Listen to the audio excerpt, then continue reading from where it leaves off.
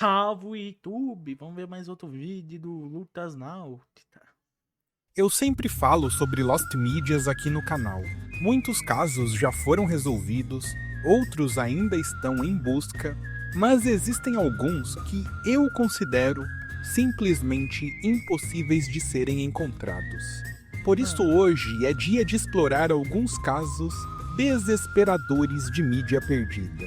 Aqueles que, honestamente, a gente vai morrer antes de ter acesso. Também eu acho. Tem muitos sumidos.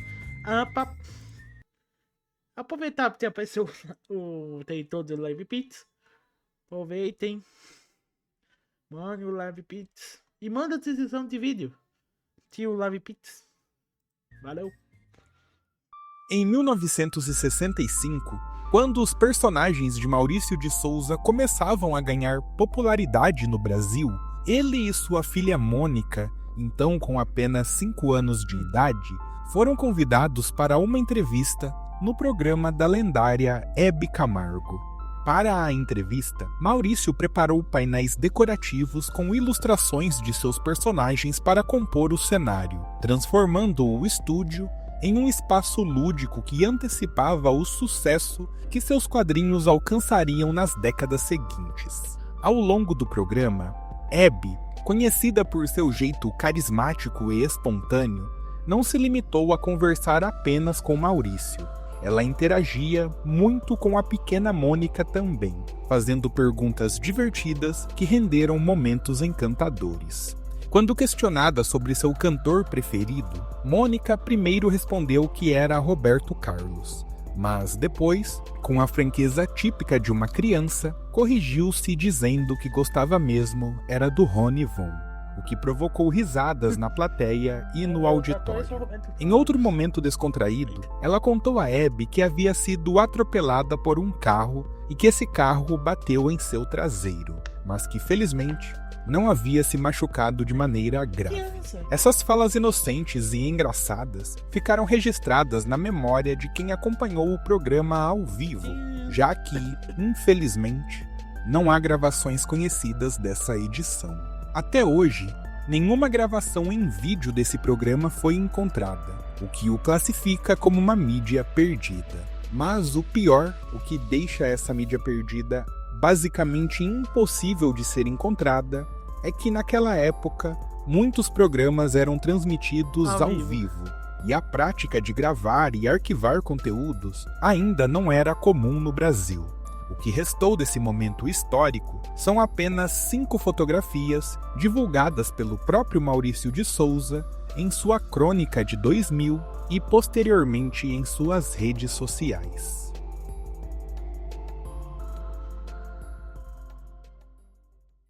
Nos anos 80 e 90, uma linha telefônica interativa se tornou um fenômeno cultural entre crianças e adolescentes dos Estados Unidos, o 1-900-490 Freak, associado ao misterioso personagem Freddy Freaker. Criado pela Star West Entertainment e promovido pela LA Toys, esse número de telefone premium permitia que crianças e adolescentes gravassem mensagens, rimas de rap, piadas e até deixassem recados para o próprio Freddy Freaker. Freddy Freaker era um boneco de aparência bizarra. Esse personagem se tornou viral na internet por conta de um comercial antigo publicado em 2008, se tornando uma relíquia esquisita da cultura pop e inspirando memes, remixes e até um culto online a esse personagem obscuro. Em relação ao caso de Lost Media, quando alguém ligava para o 1-900-490 Freak, uma voz interativa oferecia opções como gravar um rap, e a maioria das mensagens que as pessoas mandavam eram músicas improvisadas, ouvir as melhores gravações, que lá eles chamavam de Freaky Phone Stars, ou mesmo deixar um recado diretamente para o Freddy Freaker. Os comerciais eram bem estranhos e abstratos, eles me chamaram muito a atenção, e segundo os próprios criadores da linha, havia uma grande diversidade de materiais gravados por meio desses telefonemas. No entanto, todas as gravações foram inseridas em fitas físicas e já faz mais de 30 anos que elas nunca foram disponibilizadas ao público. As pessoas sequer sabem onde essas fitas estão. Então, pelo que tudo indica, esse cenário não deve mudar. Minha nossa, assiste isso 3 horas da manhã. Te leva um susto.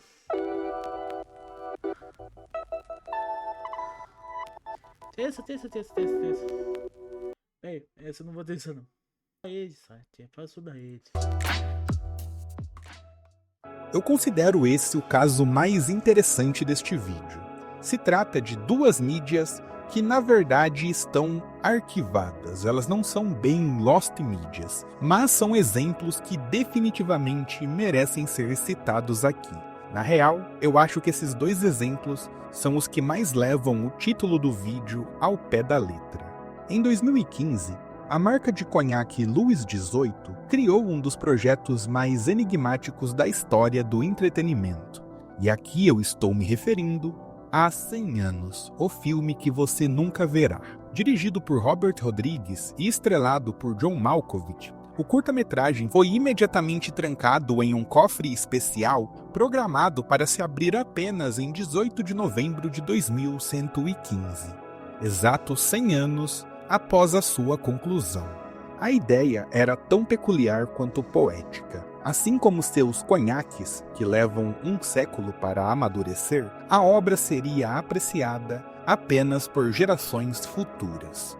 Quando o filme foi concluído em 2015, apenas um grupo seleto teve acesso a ele, e mesmo assim, de forma limitada.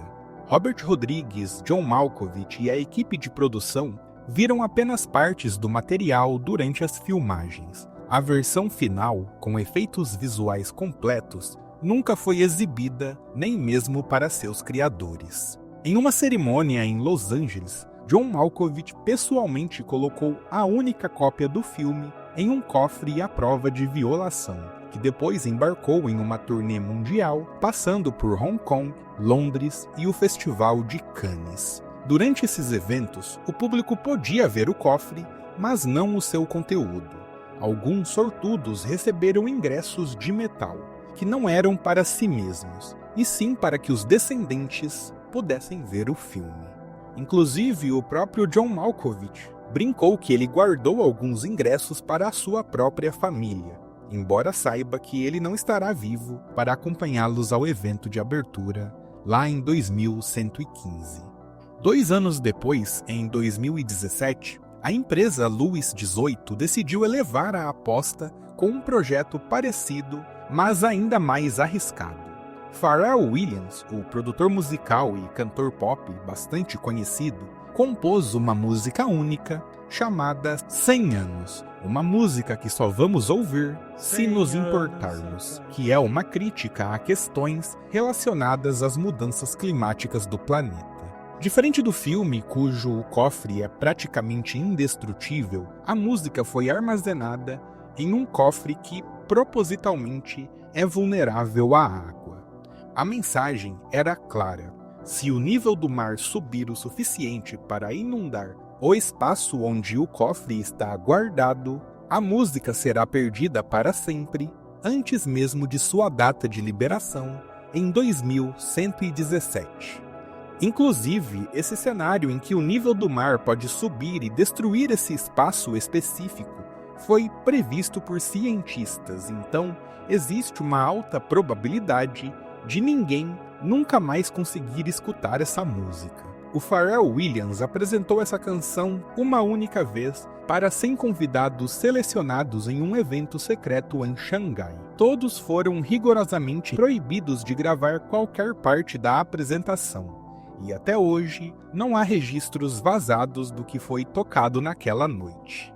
Em 2115, quando o cofre do filme deverá se abrir, os organizadores planejam um evento íntimo para cerca de 1000 pessoas, principalmente para os descendentes dos portadores dos ingressos de metal. Já a música, se sobreviver até 2117, terá seu destino decidido por quem estiver à frente da empresa na época. E se alguém estiver assistindo a esse vídeo em 2115, ou 2117, ou 2125, por que não? Por favor, deixe um comentário aqui nos dizendo como foi a estreia desse filme e dessa música. Diga se o filme valeu a pena, se a música finalmente tocou, e diga também como está o mundo aí no futuro. Isso tudo, claro, se ainda existir YouTube, se ainda existir internet, ou se ainda existir a humanidade. Ou o filme não estará, né? Eles não pensaram nisso. Não pensaram nisso. Não pensaram nisso. Mas o filme até estará. Então. Falou. Até semana que vem. Não é 100 anos, hein? Fui.